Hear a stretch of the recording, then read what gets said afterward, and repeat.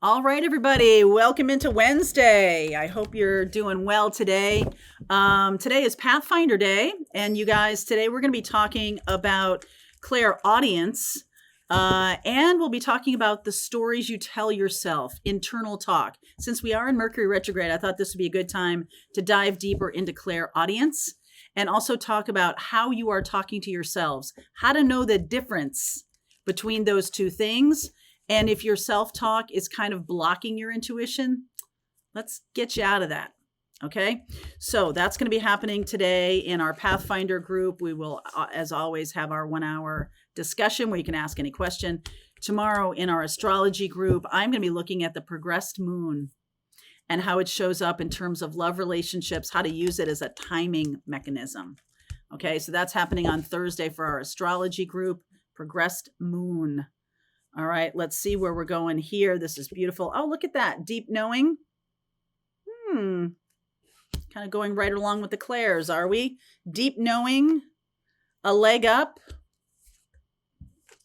observer, and milk and honey. So there's some good things coming in here. And I'm almost feeling like it's because you have shifted some kind of intuitive shift. I just know. Right? I just know. That's clairsentience. I just feel it. I just know it. I just know that this is happening. I don't know how I know, but I just do know. And there's an interesting energy here of happiness and joy coming down the road. I just really love this. And so some of you are maybe feeling that if you're feeling that it's like you know something really good is coming, but if you try to talk yourself out of it, that's what I'm talking about. If you try to say, oh, it's too good to be true, or no, nothing good happens to me, or, I don't deserve this, or something like that. Are you talking yourself out of being happy when you know something good is coming down the road? Do you get yourself into a kind of a twist yourself up in that energy? If that's really happening to you, the Mercury retrograde is a great time to talk about this. Stop talking yourself out of it. Okay. 9 of Wands. It always happens to me. This is a pattern. This always happens to me. 7 of Swords, Knight of Swords, 6 of Cups. If this person is coming back to me, it can only mean that they're here. I think it's coming back for them to lie to me, for them to be a third party, for them to cheat on me. And actually, it's kind of like a sweet, loving energy that's coming back around to you. Like you automatically think it's not good or think it's going to be hurtful or something like that. I feel like something wonderful is coming back around to you. But because of your patterns and that self-defeating kind of self-talk there with that 7 of Swords, I do feel like this person is coming in fast. This energy here, this Knight of Swords and this Chariot energy, it's coming in fast. Like you can feel it on its way, or you can feel it coming closer to you. 2 of Cups. Hermit. I feel like some of you have spent many, many lifetimes, and in this lifetime, many, many patterns of choosing people or being in the place of, I don't know, choosing a pattern that's unhealthy because you're afraid to choose joy, because it'd be too devastating if that joy went away or if that joy didn't happen. So I'm going to choose something toxic because at least I know how to handle that. Okay. So I love this energy of Virgo. We have Mercury in retrograde in Virgo right now, and we're looking back to the past at our own patterns to heal. Star energy, Aquarian energy. King of Cups, 9 of Cups. Wow. Empress. Holy petunias. Look at that. King of Cups, Cancer, Pisces, Scorpio. It's like that's what this person wants. This person wants healed love. This is Venus, okay? They want their true soulmate. There's a lot of flowery energy and words in this reading when I'm talking about like soulmate and, your perfect partner and things like that.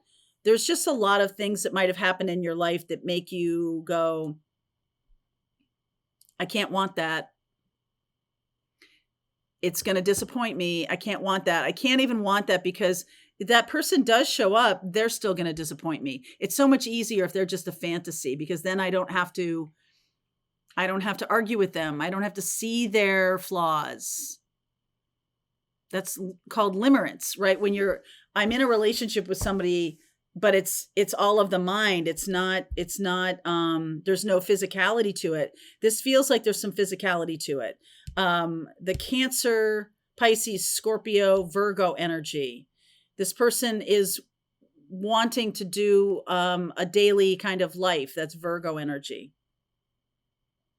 Heart-centered, grounded, Taurus and Libra. 5 of Pentacles, 10 of Wands, High Priestess. You know that this codependency or this shame, not feeling good enough, has been the reason that this hasn't come together yet. You know it. Clairaudience. You know it. You feel it.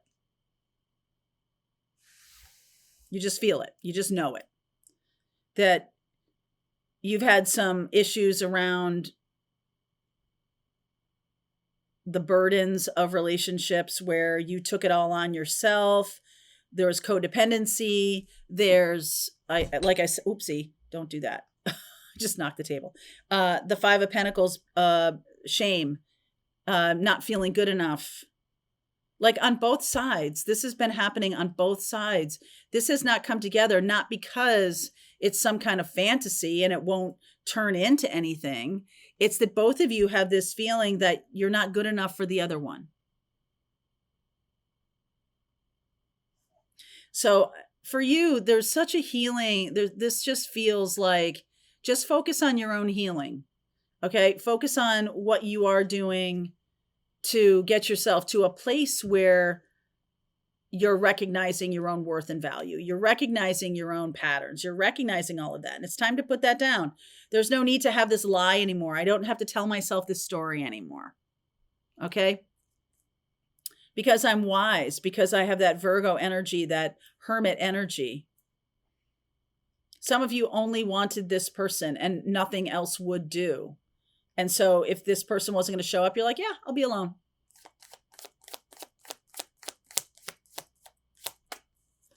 This King of Cups, King of Wands, 3 of Swords, 5 of Cups, and the 8 of Cups. This person is sick of not being with you.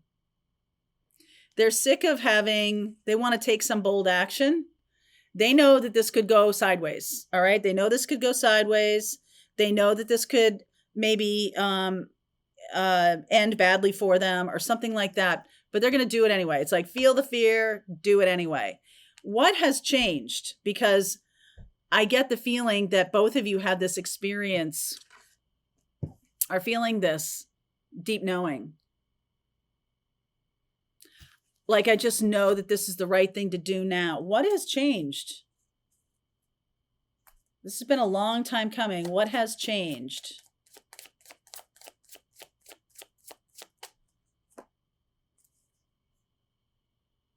The big change.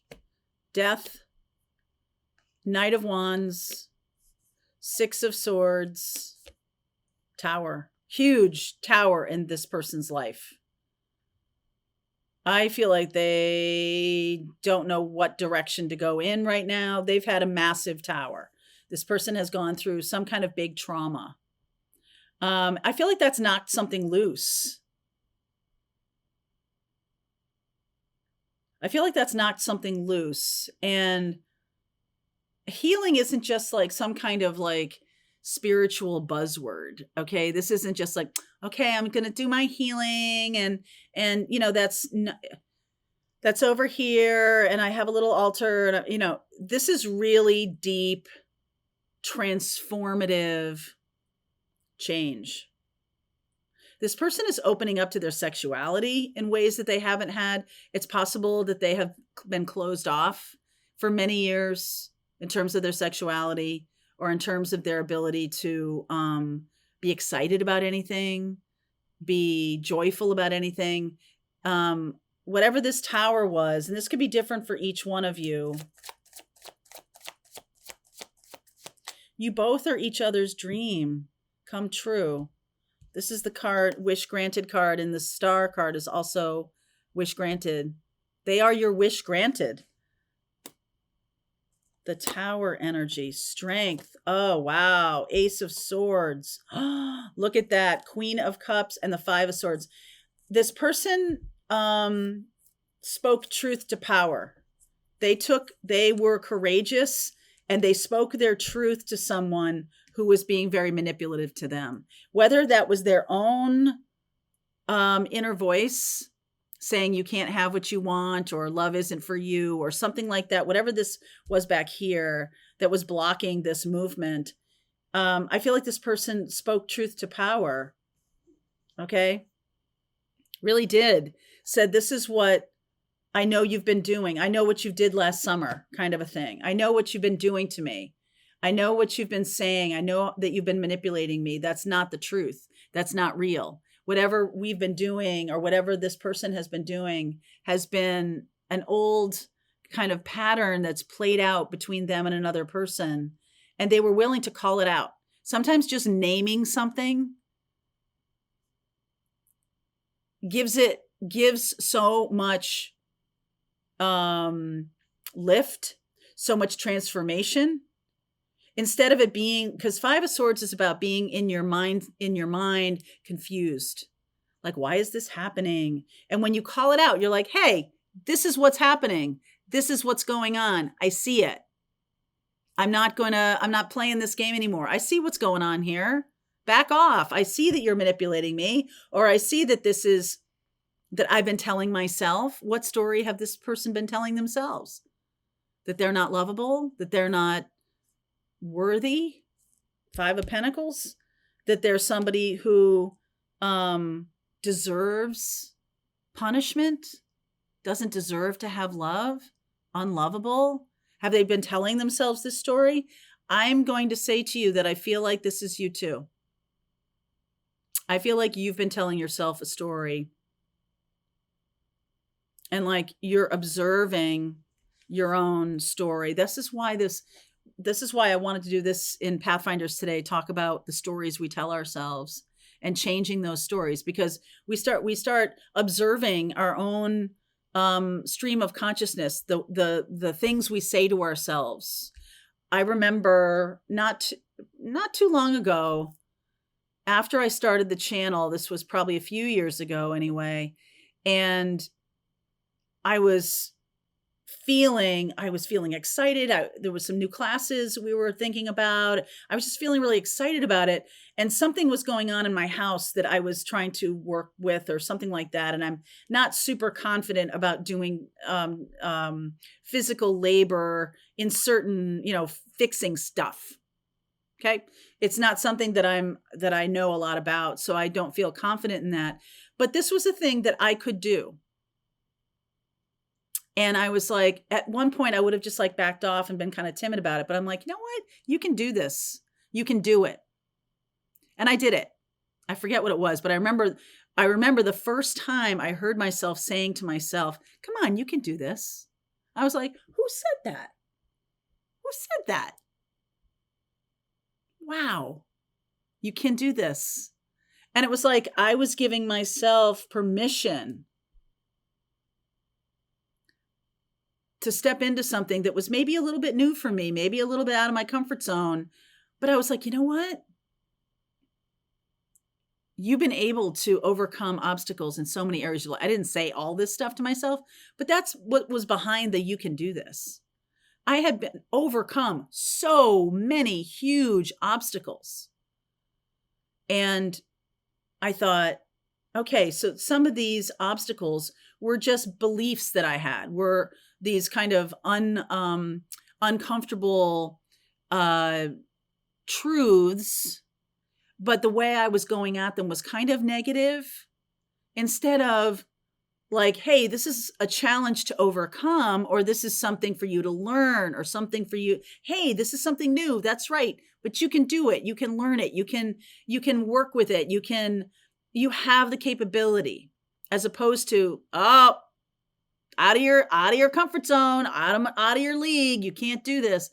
So I had changed, and that was just a minor tweak, but wow, it made such a huge difference in my life, because there were things that I was challenged with, that were things that were not in my wheelhouse, right? I'm a good communicator. I'm a storyteller. I'm a good writer. You ask me to write something, no problem. You ask me to do anything that has relates to communication or ideas or whiteboarding an idea or coming up with some new classes, coming up with some new ways of looking at something, I'm your girl. Okay. But if you're talking to me about solving a problem of a physical nature when it relates to mechanical things, or it relates to whatever, something physical, I'm kind of like, maybe shouldn't be asking me. But here's the thing. Something I learned about myself is that I'm teachable. Okay. I'm coachable and I'm teachable. And that's the difference between having a tower moment and it blowing apart your world to the place where you can't stand up or you can't move forward, as opposed to, okay, this was a big lesson. I saw that someone was being very manipulative to me, and my inner talk saying to me, hey, that's not real. Whatever they're saying is for their own benefit. They're just trying to manipulate you. If you're your own best cheerleader, if you're saying, hey, I can learn from this. This isn't something that is going to knock me down or put me out of the game or send me back to the minors. It's not going to do that to me. Then it doesn't do that to you. And that, my friend, is a new day. Okay. So let's say you've had some difficulties in relationships. Maybe you've had an unhappy marriage, and maybe you've had some unhappy relationships in terms of friends or even family. And it's been, okay, it's all across the board. There's all these things, but it's like, you know what? My determination to learn how to be better in them and use those experiences. They're not shameful. 5 of Pentacles. They're not shameful. And they're not something I just drag around as like my identity. It's something that I incorporate.